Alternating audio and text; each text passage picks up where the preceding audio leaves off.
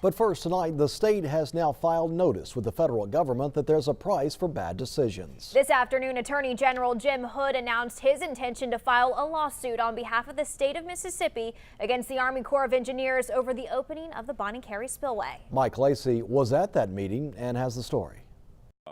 Attorney General Jim Hood was clear what he thinks about the decision to open the Bonnet Carre Spillway. And this is just BP all over again. Hood says he wants to hold the federal government accountable for the damage that was caused by the historic 123 days the spillway was open that polluted the sound and destroyed the seafood and tourism industries on the coast. Mississippi doesn't deserve to be a dumping ground for the federal government to dump all those pollutants and kill off the Mississippi Sound every year if that's what they intend to do. If they intend to do that, if that's the only way that it can be done, then, you know, they'll have to pay for it. Hood is not only suing for financial compensation, but also wants the Corps of Engineers to study the impacts of spillway openings on the Mississippi Sound and make the agency think twice before doing this again. And I think they just made a decision, we're going to dump it on the Mississippi side.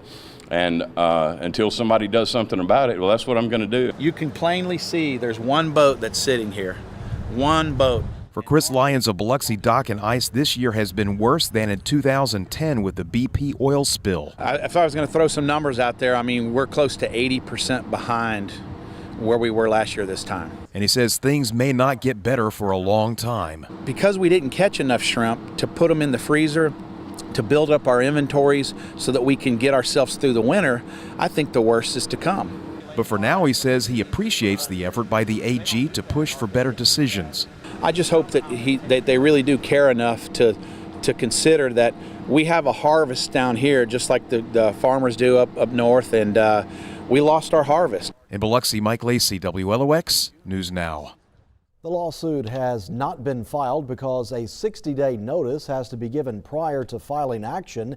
Hood said there's no definite monetary amount tied to the lawsuit yet, but the state is working with cities and counties to come up with a number which he estimates will be similar to the BP settlement amount. Now, there is a strategic plan for allocating that BP settlement money. Today, Coast leaders heard ideas on how that funding could shape the present and future of the coast.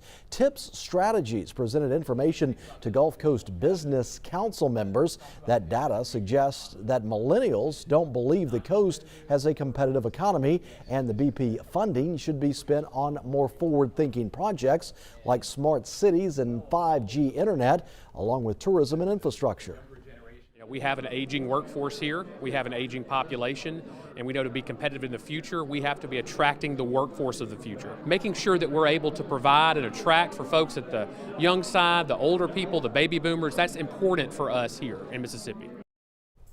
Today's meeting was also a preview of ideas that will be discussed at next month's State of the Coast event on November 20th. The BP Advisory Board met this week and is set to hold one more meeting before presenting their funding recommendations to state lawmakers.